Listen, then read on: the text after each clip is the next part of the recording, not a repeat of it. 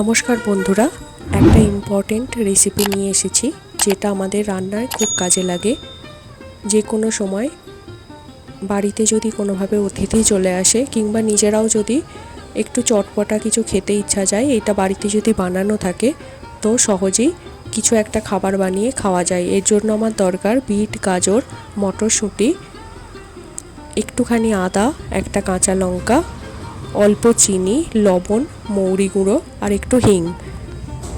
এটা দিয়ে ভালো করে আমি পিষে নিয়েছি। এরপর একটি শুকনো ফ্রাই প্যানের মধ্যে মিশ্রণটি ঢেলে কোনো রকম তেল ছাড়া এটাকে একটু শুকনো শুকনো করে নেব। যেহেতু এটার মধ্যে আমি আলু ব্যবহার করছি না, তাই বাইন্ডিংয়ের জন্য আমি এখানে ব্যবহার করেছি অল্প ছাতু।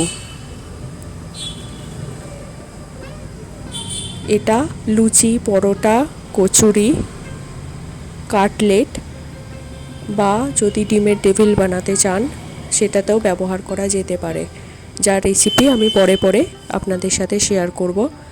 এরপর সব শেষে আমি এর মধ্যে একটু মমস ম্যাজিক মশলা দিয়ে নিলাম, দিয়ে এটা শুকনো শুকনো করে নামিয়ে নেব। ঠান্ডা করে এটা ফ্রিজে স্টোর করে রাখতে পারেন। যদি আমার রেসিপি ভালো লেগে থাকে ছেড়ে যাবার আগে অবশ্যই লাইক, কমেন্ট, শেয়ার করবেন। সাবস্ক্রাইব না করে থাকলে সাবস্ক্রাইব করে পাশে থাকবেন। ধন্যবাদ।